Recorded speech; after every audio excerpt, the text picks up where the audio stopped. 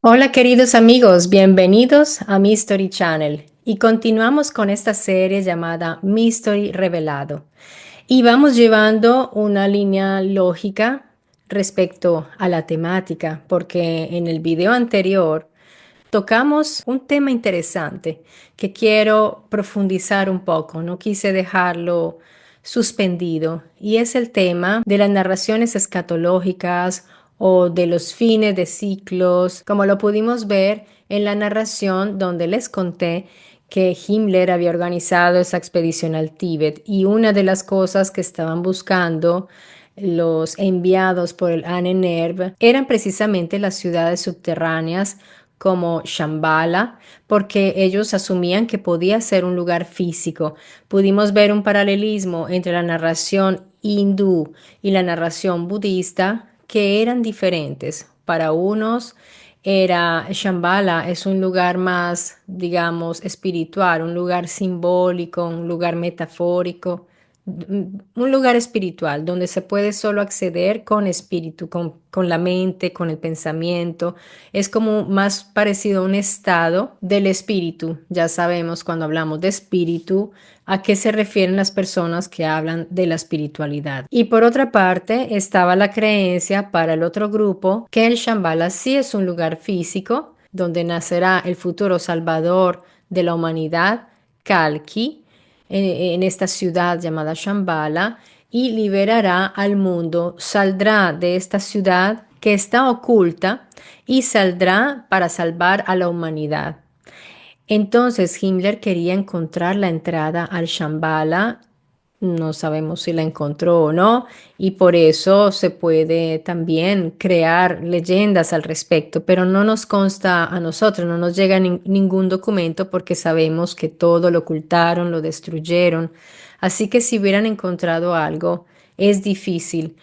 Y si hay narraciones que pueden contar respecto a una experiencia de ellos encontrando esa entrada, habría que verificar si es posible, si no se trata de uno de tantos libros que crean a partir de una narración, se crean nuevas narraciones y ya se convierte en mito prácticamente. Esto ha sucedido también con algunas personas que me han dicho, ¿por qué no hablas de tal libro acerca de los sumerios? Y cuando yo voy a investigar me doy cuenta que no tiene ninguna base histórica en absoluto y no tenemos de dónde sujetarnos para poder decir, bueno, quizás sí, quizás no.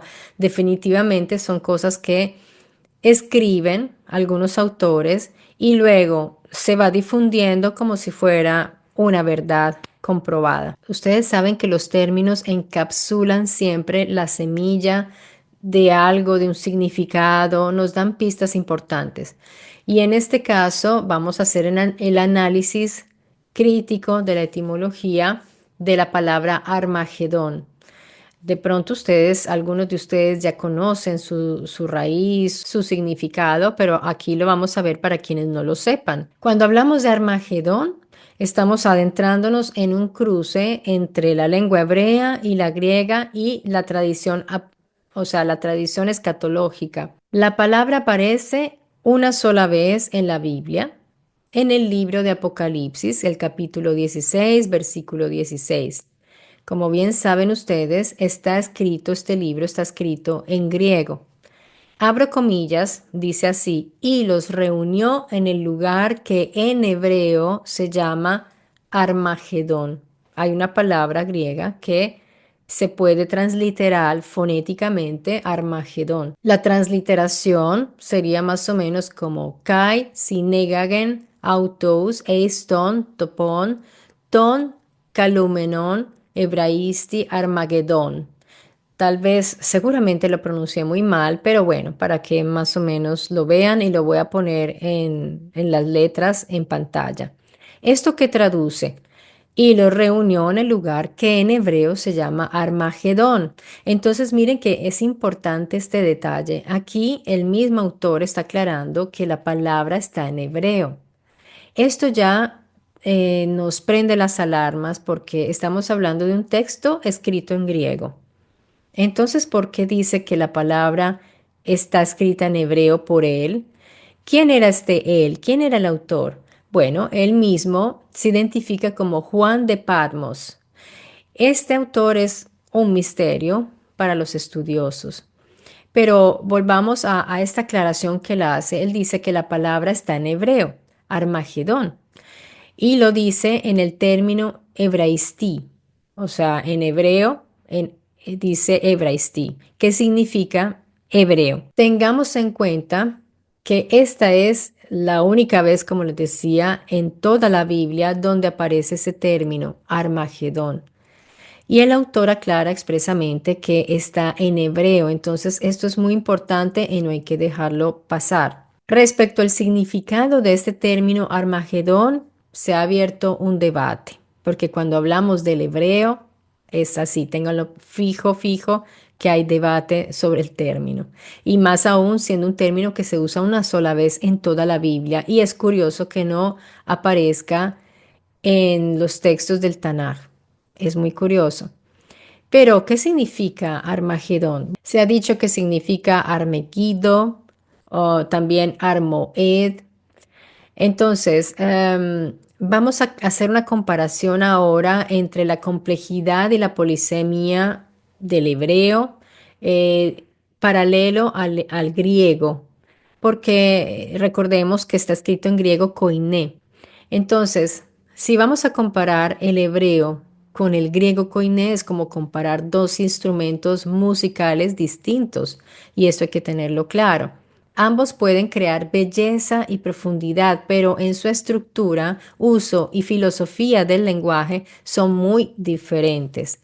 Hagamos una pequeña comparación ahora de las dos lenguas porque realmente lo considero interesante.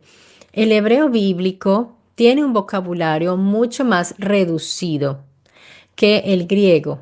Esto lo vuelve altamente polisémico porque tiene menos palabras, pero estas palabras tienen varios significados y depende del contexto. Entonces aquí se vuelve muy importante el contexto. En cambio, el griego koiné es mucho más analítico y específico, tiene más vocabulario, tiene más tiempos verbales, más conectores y más estructuras gramaticales. Es decir, el griego es menos polisémico porque al tener más términos, em, cada término tiene su significado. Entonces, eso facilita mucho más entenderlo y depende menos del contexto. ¿Por qué? Porque divide con precisión conceptual lo que en hebreo puede estar contenido en una sola palabra, que eso es lo que nos causa tantos debates. Entonces, podemos decir en conclusión que el hebreo bíblico es polisémico, tiene una palabra, puede tener muchos significados y puede ser ambiguo, de manera que una misma frase hebrea puede tener varias traducciones posibles, mientras que el griego koiné, a pesar de ser más complejo morfológicamente, usa partículas que permiten estructurar el pensamiento de manera muy lógica y matizada, diferenciando los términos. Esto lo hace menos ambiguo gramaticalmente, aunque aún puede tener interpretaciones múltiples por contexto, pero sin embargo es más fácil. Entonces, si regresamos al pasaje bíblico, a sus interpretaciones y posibles significados, antes que nada debemos tener en cuenta que el Apocalipsis es un texto neotestamentario cristiano. Por lo tanto, no forma parte de la Biblia hebrea. Pues la llaman la Biblia hebrea, pero es la Biblia simplemente, el Tanaj. Entonces, podemos afirmar que el judaísmo no tiene una tradición teológica en torno al Armagedón. O sea que cuando hablamos del Armagedón, no deberíamos, digamos, conectarlo con el pensamiento hebreo porque no tiene nada que ver. Sin embargo, sí vamos a mirar esto desde el punto de vista lingüístico porque la palabra está en hebreo. ¿Y por qué la quiso poner en hebreo el autor? Esto es importante de analizar. Entonces, en la tradición teológica judía no está ese concepto Armagedón. Entonces, ¿cómo puede una palabra de origen hebreo no tener tradición teológica hebrea? Aunque la palabra tiene raíz hebrea, Armegiddo es la raíz, esto significa monte de Megiddo. El concepto de Armagedón como batalla final entre el bien y el mal es lo que no aparece en el Tanaj. Y eso hay que tenerlo muy, muy claro para no hacer conexiones que no tienen nada que ver.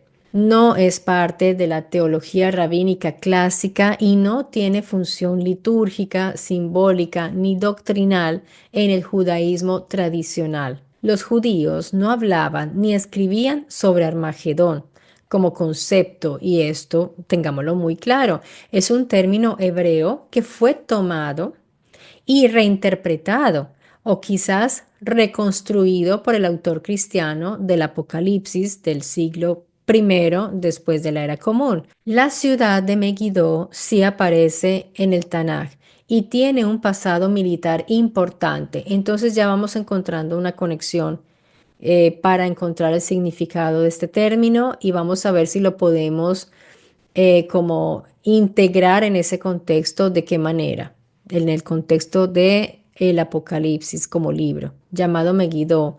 Fue un sitio de batallas épicas en la historia de Israel. Ahí murió el rey Josías, uno de los reyes de Judá, luchando contra el faraón Necao. Esto está en Segunda de Reyes 23-29. Megiddo era una ciudad estratégica, una especie de paso obligatorio en rutas militares antiguas, la llanura de Esdrelón también. Para los judíos, Megiddo era un símbolo de estrategia nacional, pero no de juicio final, ni apocalipsis, como pensamos nosotros el apocalipsis. En el Apocalipsis de Juan del siglo I, el autor toma este lugar de gran carga histórica. Esto es una construcción cristiana y no judía. Ojo con esto. Ahora sí, conviene realmente averiguar la identidad de este autor. El autor de Apocalipsis, conocido tradicionalmente como Juan de Patmos, es una figura misteriosa. Y aunque su identidad exacta es debatida, hay cierto consenso sobre su origen étnico y cultural. ¿Cuál es ese origen? Las pistas nos dicen que el texto fue escrito por un tal Juan, que en griego es Ioannes, que dice estar exiliado en la isla de Patmos, en el mar Egeo. No se identifica como apóstol, ni como el evangelista. Y sin embargo, en la tradición cristiana lo han asociado muchas veces con Juan el apóstol o Juan el evangelista. Entonces, retomando, se hace diferencia por parte de los estudiosos entre Juan de Patmos, o sea, el autor del libro, Juan el evangelista, el autor del Evangelio de Juan, y Juan el presbítero. Y presbítero, recordemos que significa el más anciano o el mayor. Este es otro personaje citado en textos tempranos, entonces hay tres, al menos tres Juanes. Es probable, es muy probable que fuera judío, quizás de Galilea, ya que el autor escribe en griego, pero su forma de pensar y expresarse y simbolizar tiene claras raíces semitas y veterotestamentarias. Está también muy familiarizado con el Tanaj, pues toma referencias de Daniel, Ezequiel, Isaías y Zacarías. Entonces miren que tenemos pistas. También podemos pensar que conoce el simbolismo del templo, los sacrificios, los ángeles, los llamados ángeles. Recordemos que aquí los ángeles en el griego, ángelos, tiene una connotación distinta, después se le dio toda esta connotación espiritual, pero como vimos recientemente en un interesantísimo video de Mauro Biglino en su canal oficial, que les recomiendo mucho irlo a ver, él está haciendo esta aclaración sobre los llamados ángeles en los textos griegos.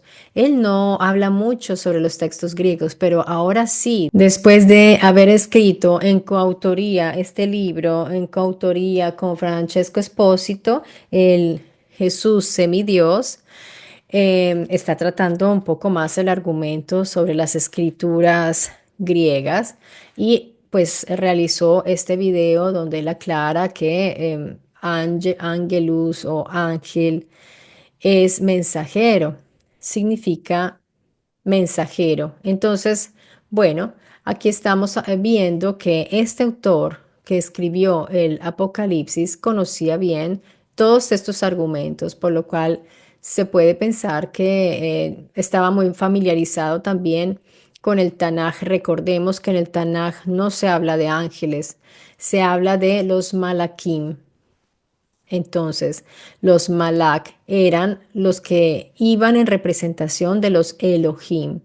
Y ese es el significado original, que después al pasarlo al griego cambia totalmente. Sabemos que este Juan sí tiene raíces judías, como les decía, porque también se percibe que conoce, al menos en modo pasivo, la lengua hebrea y aramea. Todo esto nos indica que era un judío helenizado y cuando habla de ángeles claramente era helenizado porque precisamente al traducir al griego se helenizó. Se helenizaron muchos términos y muchas cosas, muchas características de la tradición original hebrea. Como les decía, entonces Malakim o Malak pasa a ser el ángel, que ya tiene otra connotación, pero sigue siendo una labor de mensajería, de llevar un mensaje, de hacer una tarea para un él, como en el caso del Geber él, por ejemplo, que no es un nombre, sino una misión en el sentido de una tarea, algo que tiene que realizar, un trabajo o un rol. Entonces, este Juan de Patmos era un judío que vivía en el mundo greco-romano. Lo conocía bien, escribía en griego, como muchos otros en la diáspora del siglo primero. Entonces, Juan de Patmos escribe desde la isla de Patmos. Él está bajo persecución, probablemente durante el reinado de Domiciano hacia el año 95 después de la era común. Se dirigía a las 7 iglesias en estos textos de Asia Menor, que es la actual Turquía, que eran comunidades cristianas en un entorno greco-romano. Su asociación con el apóstol Juan es muy dudosa. O sea, esto no está confirmado que él haya conocido al apóstol Juan. Se puede percibir de este autor también que su modo de ver el mundo encaja con otras corrientes judías apocalípticas, aunque no me gusta llamarlas apocalípticas, después le diré por qué. Más bien, llamémoslas escatológicas del siglo primero, como el libro de Daniel, los rollos del Mar Muerto y el libro de Enoc. Es decir, aunque escribe un texto cristiano, lo hace con una mentalidad profundamente judía en cuanto a símbolos, cosmología y esperanza mesiánica. Entonces podemos percibir que era judío, pero helenizado. Hagamos un paralelo entre las tensiones escatológicas más interesantes. ¿Qué les parece? ¿Qué esperaban los judíos tradicionalmente? Bien, los judíos esperaban o esperan aún un Mesías humano descendiente del rey David que vendrá una sola vez. O sea, no hay segunda venida en el judaísmo. Viene una vez y ya. Y no ha venido todavía. Este Mashiach o ungido restaurará el reino de Israel como nación soberana e instaurará la Torá como la ley suprema y a su vez la paz mundial. O sea que ellos asumen que este Mashiach instaurará un reino, pero no será solo ahí en Israel, será algo mundial. Tendrá un poder mundial. Finalmente se realizará la reconstrucción del tercer templo en Jerusalén, justamente en el monte del templo, donde hoy está nada menos que la cúpula de la roca islámica. Ahora entendemos que ese lugar siempre está en guerra y siempre están ellos los unos o los otros buscando como tener la supremacía del lugar, del territorio, y es un lugar, yo diría que muy delicado, por no decir peligroso. Debemos saber que para el judaísmo el Mesías todavía no ha venido y además la era mesiánica será terrenal, política y espiritual, porque pues igual la tradición que ellos llevan es algo que ellos asumen como espiritual, aunque ellos son muy terrenales y política, sí, pero no etérea ni celestial. Eso no es ni etéreo ni celestial, es totalmente concreto. Por otra parte, el cristianismo espera, ¿qué espera el cristianismo? Espera la segunda venida de Jesús y un reino de Dios, el Dios cristiano, definitivo. También será global este reino, cubrirá toda la tierra. Para los cristianos, Jesús de Nazaret fue ya el Mesías prometido, el Cristo, o sea, el ungido, pero su reino no se manifestó plenamente en su primera venida.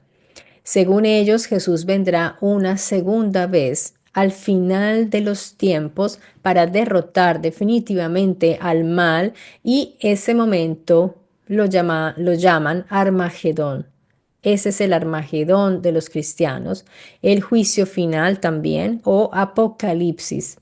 Bueno, yo diría que ya llegó el momento de aclarar esta palabra Apocalipsis porque la asumimos como si fuera como una hecatombe, algo que termina una época, termina con todo. O sea, el apocalipsis es el fin de los tiempos, el fin de la maldad. Pero veamos literalmente qué significa. Bueno, la palabra apocalipsis en griego significa revelación o descubrimiento, quitar el velo. Apo es desde, fuera de o separación. Y calipto significa cubrir, ocultar. Por tanto, apocalipsis es el acto de quitar lo que cubre algo, de velar, quitar el velo, descubrirlo, pero no es destrucción ni caos, ni fin del mundo, absolutamente. Es descubrir lo que estaba oculto. Es importante que sepan que a pesar de que hice muchas búsquedas, encontré una gran unanimidad en ese significado. Es muy, o sea, no encontré alguien que diera otra etimología, digamos, alternativa o que dijera que tuviera dudas. Realmente hay una unanimidad y está aceptado por filósofos, biblistas y estudiosos del griego antiguo. Recientemente tuvimos como invitado a Max Caranzano. Él sí nos dio otro significado y sería interesante poder retomarlo. Pero quiero decirles que de todas maneras oficialmente hay unanimidad de que esa palabra significa desvelamiento del oculto. Entonces, por ahora, mientras podemos verificar otros significados posibles, es desvelamiento del oculto. No es destrucción ni catástrofe, especialmente en sentido divino o profético. En este caso, esa es la lectura teológica, ¿no? Entonces, bueno, vamos a tomarlo así, como un descubrir lo que estaba oculto. En todos los casos, el núcleo de esta palabra es revelar, no destruir. Entonces, ¿por qué lo usan? Lo usan todos para hablar de una destrucción y de un fin del mundo? Bueno, la confusión no nace de la etimología, porque desafortunadamente la gente no se apega a las etimologías, sino de la asociación cultural que han hecho con el contenido del libro del Apocalipsis. Y como bien saben ustedes, ha tenido muchísimas lecturas, muchísimas interpretaciones. Así que se ha adoptado Apocalipsis como un fin del mundo y así lo asumen todos pasivamente sin ir a ver la etimología. En algunas Biblias, por ejemplo, en la Biblia de los Testigos de Jehová, se aparece como revelación porque ellos sí buscan mucho las raíces de las palabras como para separarse de la tendencia, por ejemplo, de lo que ellos llaman cristiandad, aquí también de una manera un poco despectiva, pero para separarse del resto de los cristianos, ellos toman las etimologías en griego. De hecho, Cuando uno estudia con ellos, te enseñan lo que es neuma, lo que es nefesh y todo eso. Ellos lo tienen muy claro y eso los separa del resto de los cristianos, aun siendo ellos cristianos, pero son distintos. Recordemos que dentro del cristianismo hay muchas denominaciones. Entonces, este libro es, al parecer, es altamente simbólico. Está lleno de imágenes de caos, castigo, transformación, de bestias, de imágenes impresionantes allí. Es muy impresionante ese libro y está asociado entonces con el fin de los tiempos. Sin embargo, esa lectura, yo sí pondría en tela de juicio la lectura o las lecturas del Apocalipsis. Y es muy interesante ver los análisis de los filólogos al respecto, sobre todo aquellos que están fuera de esa línea que repite y repite, y ahora lo vamos a ver. Este contenido ha provocado que con el paso de los siglos el término apocalipsis pasara a significar popularmente fin catastrófico, aunque eso no está en su raíz lingüística. Para mí, para Marta Mesa, esto no es nada banal, ya que es una clara prueba del cómo una falsedad, un malentendimiento, una confusión, una distorsión de un significado o un apropiamiento cultural, como lo quieran llamar, de un significado, se vuelve una verdad absoluta con el tiempo a fuerza de repetición por siglos, como lo vemos en este caso. Tanto es que aceptamos el significado sin cuestionarnos y como no está la costumbre del análisis etimológico, la gente no va a investigar mucho, entonces asumimos ya. Y de hecho, yo misma aquí en el canal muchas veces he dicho apocalíptico para referirme a un hecho catastrófico. ¿Se dan cuenta? Ya culturalmente lo hemos asumido. Y es muy difícil desarraigar esa palabra de ese significado que no es el real. Como les decía, como ya está aceptado mundialmente, en todo lugar apocalíptico significa algo catastrófico o el final de una cosa, sí, apocalíptica, ¿no? Desafortunadamente, pero si ustedes ya saben esto, pueden desligarlo, aunque digan apocalíptico para referirse a eso, al menos ya saben qué significa en realidad esa palabra y significa revelar. Es una revelación de algo que estaba oculto, nada más.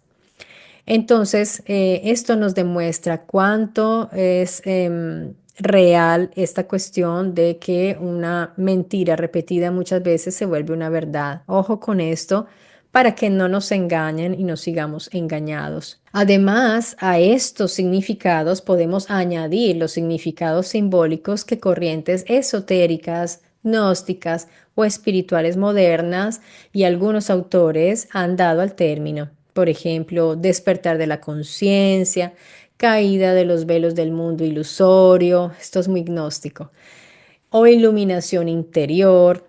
Entonces, aquí ya se va cargando aún más simbólicamente este término. Es interesante ver las lecturas que tenían distintos pensadores del pasado.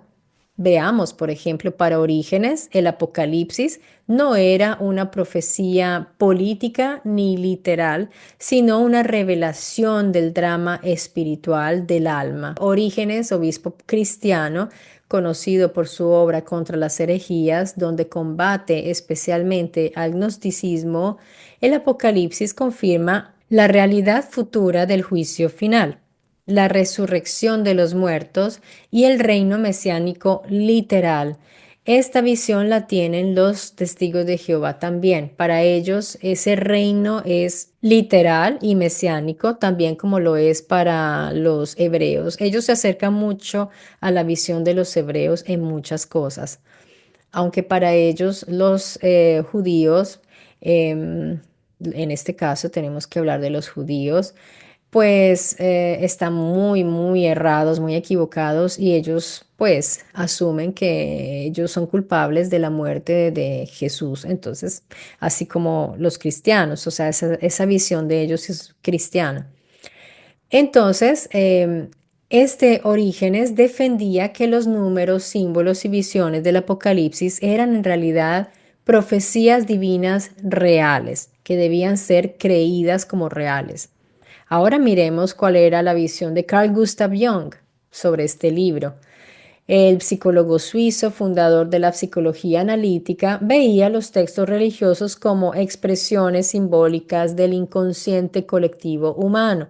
El Apocalipsis para Jung es una manifestación del arquetipo de transformación total. Muerte, renovación, integración de la sombra, todos conceptos del psicoanálisis y de la simbología junguiana. Según él, según Jung, las visiones de Juan reflejan conflictos psíquicos colectivos como la lucha entre el ego, la bestia, y el self o arquetipo del yo divino, el cordero. El Armagedón para Jung era un símbolo del colapso de una vieja estructura de conciencia necesario para que nazca una nueva. La visión de Jung se podría aplicar al hecho de que en todo el mundo se repite esta narración. Entonces ahí él dijo, claro, ahí está la respuesta en el colectivo, el inconsciente colectivo. Y entonces ahí ya entra todo lo de la esvástica, lo de la rueda, lo de todo, todo, todo para Jung. Formaba parte de un colectivo, o sea que los seres humanos en todo el mundo tuvieron las mismas ideas porque tenemos esos arquetipos psicológicos y repetimos aunque no tengamos contactos entre nosotros. Y nos llegó el momento de sumergirnos en el fin del Kali Yuga, el cierre de la última era del ciclo hindú. En el hinduismo, el tiempo no es lineal, sino cíclico y se divide en grandes eras llamadas yugas. Dentro del Mahayuga están el Satya Yuga, que es la edad de oro, el Treta Yuga, Vapara Yuga y Kali Yuga, que es la era actual, el Kali Yuga. Cada yuga representa un decaimiento progresivo del Dharma. El Dharma sería el orden cósmico, la verdad. Estamos en el Kali Yuga en este momento, que es una edad oscura, caracterizada por corrupción de la moral, corrupción espiritual, materialismo. Para los hindúes, el materialismo es visto como algo muy negativo y para muchos el olvido del deber y de lo sagrado y el declive de la sabiduría y la compasión. Según los textos hindúes, especialmente el Bhagavata Purana, que es el canto 12, y los Vishnu Puranas, el fin del Kali Yuga traerá lo siguiente: la desintegración total del orden espiritual y social, guerras sin sentido, hambre, enfermedades, degeneración cultural, y finalmente la venida del 10º avatar de Vishnu, o sea, Kalki. Kalki es el jinete que está sobre un caballo blanco que vendrá con una espada flamígera. Destruirá a los impíos, purificará el mundo de la corrupción, iniciará el regreso del Satya Yuga, la nueva edad de oro. Leamos un paso del Bhagavata Purana 12, 2, 19 al 20. Cuando la práctica de la religión haya desaparecido casi por completo, el Señor aparecerá como Kalki, el portador de la espada, montado en un caballo blanco, y destruirá a los malvados para restablecer el orden. Cierro comillas. Aquí quiero hacer un pequeño paréntesis porque es interesante ¿por qué les hablo de los testigos de Jehová? Porque yo los conocí muy bien y me llama la atención de que para ellos hay una profecía que ellos interpretan tal como está aquí. Parece que lo hubieran tomado del Bhagavata Purana, que dice que cuando la práctica de la religión haya desaparecido casi por completo, el Señor aparecerá como Kalki. Y así ellos tienen una profecía que la extraen del libro de Revelación, donde la religión en el mundo terminará. Tengo que ver cuál es esa interpretación, de dónde la extrajeron ellos, porque está tal cual aquí. Yo me acuerdo que es una de las profecías que ellos están todavía esperando que se cumpla. Y cada vez que parece que hay problemas con las religiones y todo, ellos están seguros de que eso va a pasar. Lo toman ellos como una de las señales del fin. Y ellos también en sus atalayas, en sus revistas, para sus reuniones y en sus libros, en toda la literatura, refiguran a Jesús viniendo con un caballo blanco y una espada dorada. Miren, muy parecido al Kali Yuga, que está viniendo a la guerra del Armagedón. Ahora veamos qué ocurre en el Armagedón en el libro de Revelación, capítulo 16 y el versículo 20. Ahí dice que las fuerzas del mal, la bestia, el falso profeta, el dragón, reúnen a los reyes de la tierra en el lugar llamado Armagedón. Hay catástrofes cósmicas, plagas, terremotos, y aparece un jinete montado en un caballo blanco. Eso está en Apocalipsis 19:11, llamado fiel y verdadero, con una espada que sale de su boca. Derrota a las fuerzas del mal, juzga a vivos y muertos. Esta visión para ellos tiene una gran simbología, lo de la espada que sale de la boca, y para ellos ese esclavo llamado fiel y verdadero, ellos llaman esclavo fiel y discreto, por ejemplo, digo, los testigos de Jehová, estoy hablando de ellos, a quienes estampan, a los que imprimen los libros, a quienes producen la literatura de la Watchtower, de esa sociedad que es enorme, que está en Brooklyn, y ellos lo llaman el esclavo fiel, lo toman de esto, del libro de Revelación. Vemos aquí el paralelismo de el Mesías cristiano sobre el caballo blanco con la espada, tal como Calqui. Ahí está, tal cual, igualito. Recordemos que el Nuevo Testamento fue escrito originalmente en griego koiné, como ya lo he repetido. El término que se traduce como Dios, esto es importante, amigos, no demos por sentado todo. Ese término traducido como Dios en realidad es teos en griego. En el judaísmo helenístico, como en la Septuaginta, la Biblia hebrea traducida al griego, teos se usó para traducir el término hebreo Elohim. Entonces tengamos esto claro. Así que el cristianismo primitivo adoptó el término teos para referirse al Dios de Israel, que estaba en griego como Elohim. Bueno, Dios, ya sabemos que hemos visto que son los Elohim, manteniendo su monoteísmo, pero usando el lenguaje del imperio. Según los textos tradicionales hindúes como los Puranas, especialmente el Bhagavad Purana y el Vishnu Purana, el final del Kali Yuga no es el fin absoluto, sino el inicio de un nuevo gran ciclo cósmico. Después de la purificación, la Tierra renace. Comienza una nueva era de oro, el Satya Yuga. Esta era de oro la vemos también en otras narraciones llamadas mitos. Entonces, este Satya Yuga es la primera y más pura de las cuatro eras. En esta nueva era, el Dharma, o sea, el orden, florece completamente. La humanidad vive en armonía con la naturaleza y con la divinidad. No hay mentira, ni violencia, ni corrupción. Se restaura el conocimiento espiritual original. El ciclo de las eras comienza de nuevo. Y en el Apocalipsis cristiano, por otra parte, tras la gran batalla final del Armagedón y el juicio, también no termina todo allí, porque sí hay una gran destrucción. Se dice que las aves vendrán a comer de los cuerpos de las personas que murieron. Imagínense, ese sería el juicio de Dios. Pero aquí, por ejemplo, el libro culmina en una visión también de restauración y renovación con los creyentes, con las personas que están en lo correcto, que están en la religión verdadera, etcétera, etcétera. Cristo vence a la bestia y al dragón y se celebra el juicio final. Los malvados son eliminados, los justos recompensados. Esto es interesante porque a la luz de la mirada de Dios, cuáles son los malvados y cuáles son los recompensados.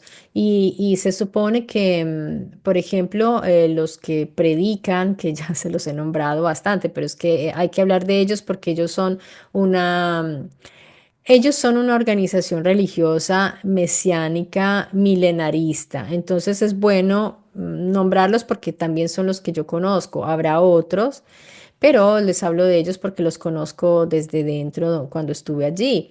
Entonces, para ellos en este momento se está haciendo una selección. No sé si aún están predicando porque no los he vuelto a ver y se supone que cuando dejan de predicar es porque ya falta poquito, poquito para que llegue el Armagedón. Entonces, están haciendo una selección. Se supone que entonces Jesús está allá arriba en su reino celestial mirando quién se porta bien, quién sí merece vivir y quiénes no.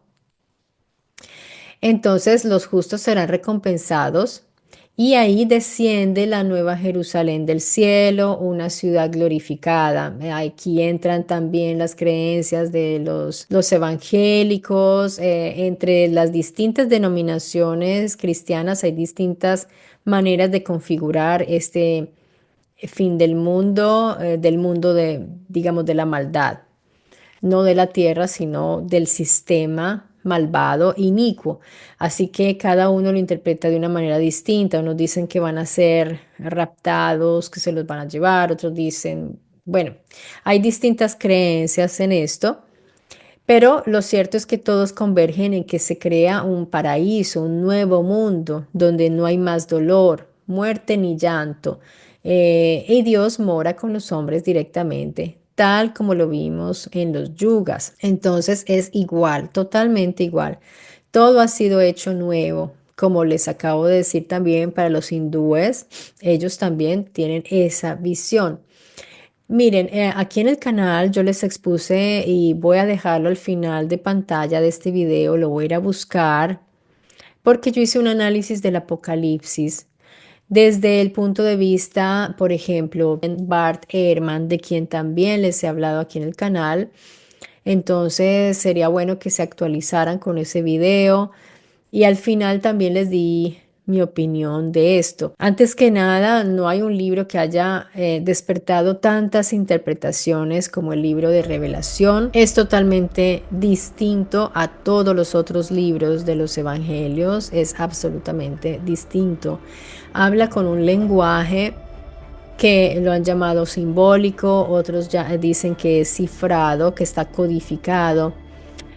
Pero es muy importante ver cuál era el contexto de ese momento en que se escribió ese libro para entender, para tratar de acercarnos a la intención del autor cuando lo escribió, porque es que tenía qué intenciones Juan de Patmos al hablar de bestias, dragones, caballos, copas, de todas las plagas, que bueno, todo lo que habla es un lenguaje bastante fuerte, es un lenguaje que no te deja indiferente, que te remueve todo. Entonces él se estaba dirigiendo a estas 7 iglesias cristianas que tal vez se habían enfriado porque en ese momento estaban ya sin su Mesías, sin su guía, sin su líder, porque su líder había muerto, o bueno, ya sabemos que hay muchas versiones también de eso. Jesús no murió, Jesús sí murió, resucitó, no resucitó, se casó, se fue a la India, en fin, hay muchas versiones de esto. Pero es probable que se sintieran perdidos sin el líder que ya no estaba con ellos, o sea, presencialmente. Así que se podían estar enfriando y también lo vemos por el mensaje. Se nota que este Juan de Patmos quiso como cimbronearlos, lo decimos coloquialmente, como llamarle la atención de una manera muy fuerte a todas estas iglesias para que no bajaran la guardia y no creyeran que el fin no va a venir. Ustedes pónganse a pensar que cuando Jesús estaba entre ellos, les decía, miren, es que esta generación no va a pasar y el fin llegará.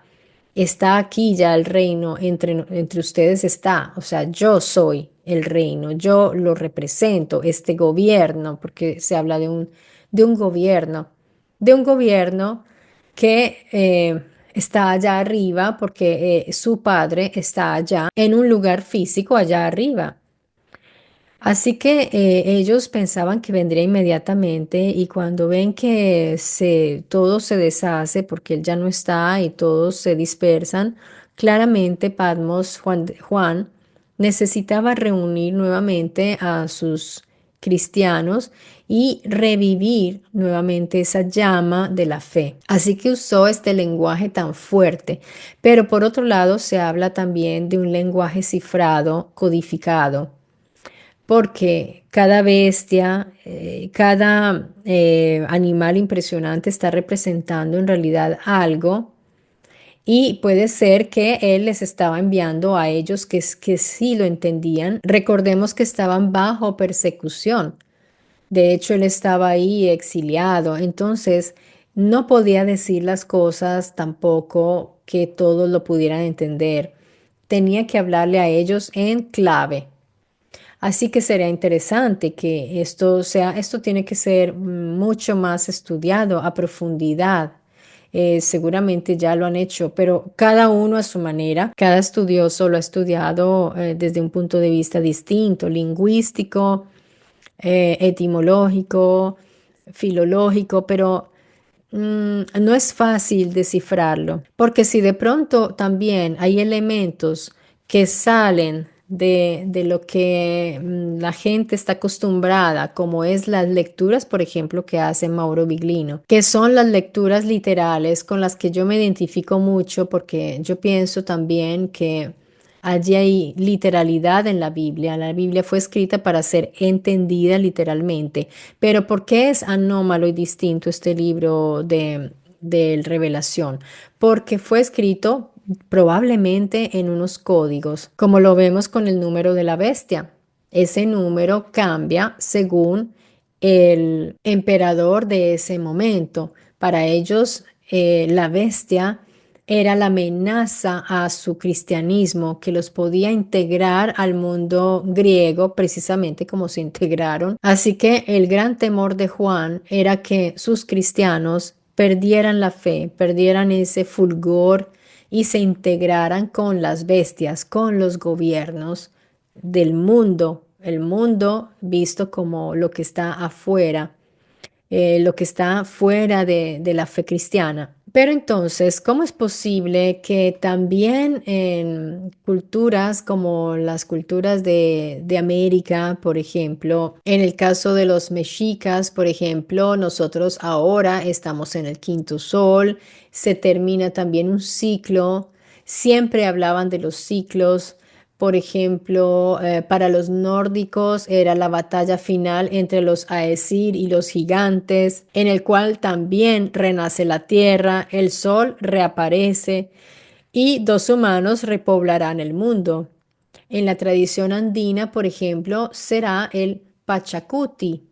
Es una palabra en quechua que es un cambio de era, literalmente movimiento del mundo. Aquí volvemos a los movimientos del mundo, la rotación, la rueda del tiempo. Todo se conecta. Por ejemplo, en el antiguo Egipto está el Septepi, que es el primer tiempo y es la era original donde los dioses caminaron sobre la tierra. Según algunos textos, el mundo ha pasado por varias creaciones y destrucciones. Cada nuevo ciclo comenzaba con el renacimiento del Maat, o sea, el orden cósmico, que sería el Dharma para los hindúes. En varios mitos de Oceanía, el mundo fue cubierto por agua por culpa de los errores humanos. Aquí vemos entonces que se nos va a conectar con el mito de Utnapishtim en la epopeya de Gilgamesh, que es el diluvio del Génesis bíblico. Miren, todo está conectado. En conclusión, el Apocalipsis, los yugas, los soles, todo ya ocurrió. Estamos hablando no de una profecía en sí, como profecía, como entendemos la profecía, que sucederá y que yo adivino lo que sucederá. Sí es profético en el sentido de que saben que sucederá. Esa es la verdadera profecía, porque en realidad estamos hablando de hechos cíclicos, de sucesos cíclicos. De eso estamos hablando. Entonces, miren que todos los pueblos antiguos lo sabían, lo pusieron en la piedra, lo dibujaron por todas partes, lo pintaban, lo tallaban, en todos lados nos lo están diciendo. Y también en América, en toda América, los mexicas, los mayas, los aborígenes también de mi zona lo sabían. Entonces, queridos amigos, si vamos a hablar de profecía, el Apocalipsis sería profecía en el sentido de que va a suceder y se va a repetir, pero no porque alguien lo haya adivinado por un hecho divino, de iluminación divina o inspiración divina, sino porque ya se conoce la historia. Basta con conocer la historia para saber qué es lo que va a suceder en futuro. Y esa es la revelación de un secreto, de algo oculto. Es eso. Eso nos lo han revelado de manera codificada también otras culturas o simplemente nos lo han dicho, pero nosotros no lo entendimos, no lo hemos entendido. Y en cada cultura puede haber variaciones claramente, pero miren que todas hablan de una edad de oro que ya fue, porque la edad de oro ya estuvo. Estamos hablando de los tiempos de los adamitas también. Cada periodo se repite y ahora estamos yendo hacia una decadencia. No hace falta ser un profeta para entender que todo se va aumentando.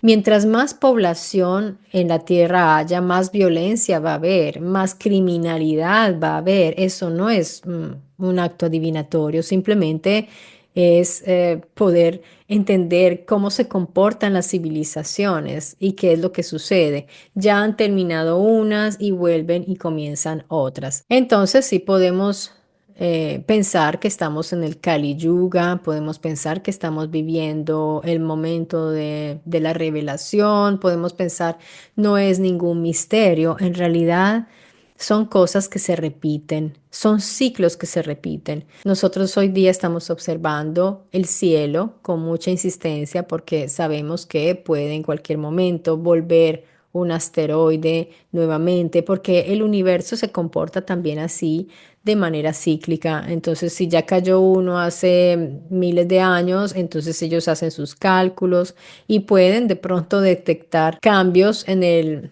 espacio exterior que nos indica que está por suceder alguna cosa. También los ciclos del clima terrestre también es cíclico, entonces ha habido también unas eras del hielo, eras del Younger Dryas, distintas eras, todo es cíclico, amigos. Y nosotros también como civilización repetimos. Estamos repitiendo lo que ya hicieron atrás, por ejemplo, quienes estaban aquí fueran extraterrestres o intraterrestres, humanos o no humanos, hicieron exactamente lo que nosotros estamos haciendo, produjeron vida, lo que nosotros estamos ya por hacer, hicieron manipulaciones genéticas. Entonces nosotros pensamos que somos únicos, que somos nuevos, que apenas estamos aquí y hace 300.000, 400.000 años somos Homo sapiens y apenas está empezando una civilización. Eso es como vivir dentro de una esfera de cristal, en realidad, y aislarse de la historia ancestral, porque la historia está mucho antes y la llamada prehistoria quizás ya lo han puesto en duda muchos, tal vez no era ninguna prehistoria, simplemente era un reinicio de una nueva historia. Simplemente eso, porque cuando se supone que no había escritura, ya había seres humanos hace 12.000, 15.000 años que realizaban símbolos. Entonces, si nosotros tenemos un gran cataclismo o un gran desastre como lo que están pensando hacer nuestros líderes esquizoides, esquizofrénicos, y se cancela casi el total de la vida y se reinicia todo dentro de cientos de años, ya la gente se habrá olvidado de quiénes estábamos aquí, qué hacíamos y se irá mucho atrás en la historia, se tendrá que recomenzar de cero. Entonces las tecnologías serán olvidadas, la gente que sobrevive no sabrá nada de crear tecnología. Así que será una nueva edad de piedra y para volver a redescubrir nuevamente los metales y se repite y se repite y se repite.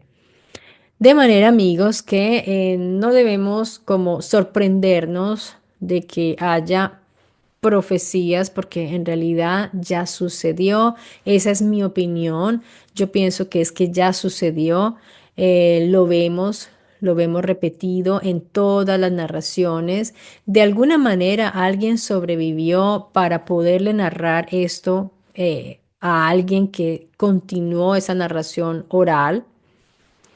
Y sobrevivieron esos relatos, esos son los famosos relatos que no se sabe en algunas culturas de dónde vienen, de dónde se originaron, y por eso se parecen tanto, porque están narrando lo que sucedió en el globo. Es igual que también la espera del regreso de los llamados dioses, de aquellos que vienen de afuera, también se está esperando. Puede ser que regresen en cualquier momento, quién sabe si lo veremos nosotros, esta generación o no. Sin embargo, no hemos terminado seguramente con estos análisis acerca de de revelación, del libro de revelación. Hoy no estoy hablando en sí del libro en sí. Estaba haciendo en realidad una comparación interesante para ver todos los paralelismos que hay con los libros hindúes y me concentré en eso. Entonces, pues no estoy aquí haciendo el análisis en sí de lo que es el libro y un poco sí lo hice en ese video que les dejaré al final de este, pero digo un poco porque en realidad de ese libro hay mucho que ver y mucho que analizar y verlo de distintos puntos de vista para poder de pronto escoger como cuál es la lectura que podría acercarse más a lo que significa realmente ese libro que ha sido tan estudiado por la filología y la teología le da tantas interpretaciones, sobre todo simbólicas. Si nos vamos hacia el símbolo y a la espiritualidad, bueno, ahí realmente no es tan difícil darle significados a las bestias y a todo lo que sucede allí. Y si lo vamos a ver desde el punto de vista de Jung, vamos a verlo todo en términos de arquetipos y como un drama psicológico, como lo planteaba él. Entonces, pues hay muchos tipos de lecturas que se hacen. Bueno, amigos, espero que les haya resultado interesante este video y ya veré sus comentarios, qué opinan. Muchísimas gracias a quienes dejen sus comentarios. Quiero mandarle un saludo especial a los miembros del canal. También espero ver sus ideas, sus aportes, que quieren comentarme. Recuerden que me pueden escribir al email si lo desean. Y les mando un gran abrazo, amigos. Hasta pronto.